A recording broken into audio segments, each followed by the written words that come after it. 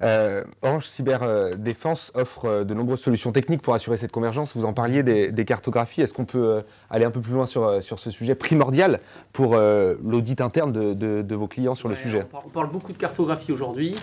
Les cartographies de SI, les enjeux de sécurisation, les audits de systèmes d'information industriels, on en fait depuis longtemps. Mais aujourd'hui, il faut passer à la vitesse supérieure, c'est-à-dire il faut passer à l'échelle industrielle de cette cartographie et de cette sécurisation. Et pour faire ça, il y a des nouvelles technologies qui arrivent, qui sont des cartographies qui vont faire ce lien entre l'IT et l'OT, parce qu'elles vont apporter à l'IT une vision de ce qu'il y a dans l'environnement industriel, dans l'informatique industrielle. Et elles vont apporter à l'OT finalement une vision diagramme, une vision flux de leur métier, de leur processus métier. Et donc comme elles ont de la valeur pour les deux, ça va être un point de départ et un point de collaboration important pour le début de cette stratégie de sécurisation. Laurent ? Effectivement, quand on commence une opération, la première chose c'est de savoir quel est l'environnement dans lequel on va opérer. Et donc c'est vraiment la première étape. Cartographier l'IT, cartographier l'OT à l'échelle mondiale, donc c'est pas évident, mais c'est le préalable parce que ensuite, à partir de cette carte, on va établir une stratégie. Est-ce que, je vais me faire un peu l'avocat du diable, hein, forcément, est-ce qu'il y a quelques réticences sur le sujet et cette convergence des deux métiers qui étaient historiquement séparés et presque isolés, j'ai envie de dire? Oui, il y a le besoin de convaincre, de la nécessité et puis surtout de rassurer.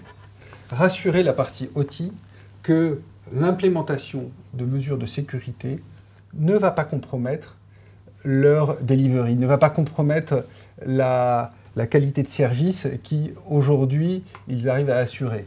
Donc voilà, on le fait de manière prudente, échelonnée, pour embarquer les gens et leur démontrer que l'ajout d'une sécurité ne va pas à l'encontre de leurs objectifs de production. Au contraire, il le permet. C'est cet angle humain, hein. C'est-à-dire qu'une cartographie qui permet aux gens du terrain d'avoir la vision de ce qu'ils ont autour d'eux en termes d'informatique et qui peut leur permettre d'apporter de la valeur ajoutée à cette carte, une sensibilisation qui leur montre qu'il y a des risques, permet de lever ces freins qui vont être plutôt, mais moi, ma responsabilité, c'est de produire 2000 bouteilles. Et ton projet, il va me ralentir. L'ambition, c'est de ne pas ralentir ce projet-là, mais justement de les embarquer.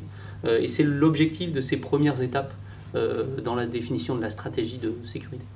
Quelles sont les particularités technologiques, voire méthodologiques de l'informatique industrielle que vous retrouvez au quotidien dans votre métier? Les particularités, c'est que c'est de l'informatique qui n'est pas maîtrisée, qui n'a pas été construite avec de la sécurité embarquée. Donc elle n'était pas censée être connectée. Donc elle n'est pas sécurisée, cette informatique. Elle est utilisée par des gens qui ne sont pas du tout des utilisateurs IT, puisque c'est des gens qui travaillent dans l'usine, qui sont là pour superviser une opération, ils sont là pour voir où en est la production, mais ils ne sont pas là pour utiliser un outil informatique. On peut même imaginer qu'on ne sait pas que c'est un outil informatique finalement. C'est un écran qui nous donne une information. Donc cette informatique industrielle, elle a cette particularité-là. Et en plus, elle a la particularité qu'elle ne doit pas s'arrêter et qu'on doit, nous, quand on fait cette sécurisation, le faire tout en assurant la continuité de service. Voilà, on n'est pas sur de la pré-prod, on n'est pas sur des environnements de test. Je crois qu'il y a un élément qui est important pour distinguer l'OT de l'IT, c'est le rapport au temps. Dans l'IT, on a un rapport au temps qui est très court, parce que c'est dynamique comme secteur, parce que les nouveautés arrivent tous les jours. On est sur pour le plus long, sur une année, mais sinon parfois, quand on parle de versionning, on est sur quelques jours. À l'inverse, l'échelle temps n'est pas la même. L'échelle temps n'est pas du tout. À l'inverse, dans l'OT, lorsque une entreprise investit dans un système de production, c'est pour plusieurs dizaines d'années. Et du coup, réussir à apporter de l'agilité et de l'évolution dans des structures qui sont beaucoup plus de temps long, c'est un véritable challenge. Et puis, il y a une particularité aussi chez vous, chez Orange Cyberdéfense. Vous avez des actifs essentiels qui vous mènent finalement dans une stratégie globale de cyberdéfense. Est-ce qu'on peut avoir quelques précisions là-dessus, Laurent? Oui.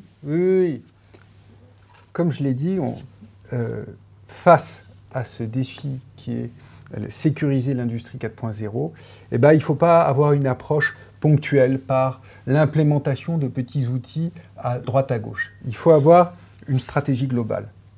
La stratégie que nous proposons à nos clients, elle se fait en 5 étapes. La première, c'est tout d'abord de connaître la menace. Quelles sont les menaces qui pèsent sur mon secteur d'activité? Et elles sont différentes d'un secteur à un autre. Et là, on va avec eux étudier cette menace. Ensuite, on va identifier que faut-il protéger. Et donc là, c'est le travail de cartographie sur lequel on a déjà parlé. Mais on va rentrer dans les détails. Quels sont les actifs les plus importants à protéger en priorité? Quels sont ceux qu'on peut perdre éventuellement pendant quelques heures sans que ça vienne altérer la production? Une fois qu'on a fait ces deux premières étapes, la troisième, c'est de mettre en place des mesures de protection. Ça peut être des mesures très simples. Par exemple, d'interdire les ports USB sur les machines-outils. Ça peut être également d'obliger les sous-traitants qui viennent intervenir chez vous à passer par les antivirus. Voilà, c'est des petites choses de protection qu'on va mettre. Et on va compléter ça pour les actifs les plus importants par des mesures de détection, donc de surveillance. C'est le quatrième fonction, la surveillance des réseaux. Donc là, on est plus dans une approche dynamique. Et enfin, on va se tenir prêt à réagir en cas d'attaque pour pouvoir retrouver le plus rapidement possible la disponibilité. Donc voilà, c'est vraiment une approche par ces 5 fonctions stratégiques et qui est vraiment nécessaire si on veut partir dans le bon sens et économiser ses forces. Parce que tout cela se fait bien sûr à coût contraint, à délai contraint, et donc il faut avoir une approche pour ne pas se perdre. Et puis cette transformation globale-là, vous pouvez la piloter partout dans le monde, c'est important de le préciser. C'est-à-dire que la valeur ajoutée et le différenciant d'Orange Cyberdéfense, c'est bien d'être capable de traiter l'ensemble de ces phases de protection, de défense, donc du conseil à la protection et à l'anticipation, mais aussi de le faire globalement. Donc avec une force de frappe de déploiement dans l'ensemble du globe, sur l'ensemble du globe, on a un bel outil là, pour aller protéger les usines.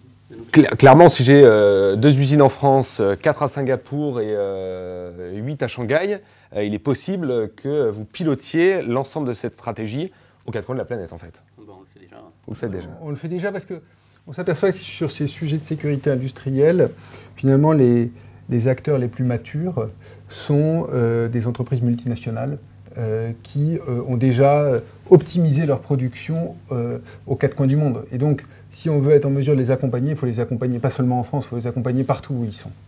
Et finalement, malheureusement, très peu de nos clients ont une usine juste en région parisienne. Donc, on se trouve souvent sur des territoires assez difficiles d'accès, où nous, avec Orange Business Service, avons accès. Vous pouvez y aller. J'ai envie, en guise presque de conclusion déjà, d'entendre quelques retours d'expérience. Vous pilotez ces stratégies depuis de nombreuses années via une stratégie globale, on vient de la préciser. Quels sont les retours d'expérience que vous avez? Comment s'est passée la collaboration avec vos clients? Qu'ont-ils gagné à faire appel à vos services? On peut prendre un exemple très récent, qui est une entreprise de gestion des transports publics. Je ne vais pas dire la ville ni rien, mais une entreprise de gestion des transports publics qui avait besoin... On peut vraiment pas savoir la ville, qui avait besoin de sensibiliser ses opérationnels, qui voient tous les jours où sont les tramways, où sont les trains, où sont les métros, de sensibiliser ces opérationnels sur les risques de leur environnement de supervision.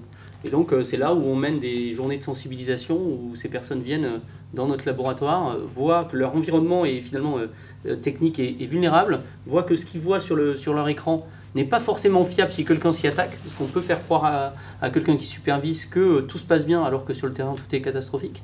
Donc en fait, voilà, on se sensibilise. Et là, le premier bénéfice pour la personne qui nous commande cette prestation, qui est souvent un responsable de système, un RSSI, un responsable de sécurité industrielle, premier bénéfice, c'est que les gens qui sont derrière les pupitres vont être sensibilisés et vont prendre au quotidien des actions qui vont être la première défense, finalement. Alors, vous voulez préciser? Non, mais c'est exactement ça. C'est avoir conscience que face à ce risque, il faut la vigilance de chacun. Et déjà, si on a fait cette première étape, ensuite, le reste de la stratégie déroule beaucoup plus facilement.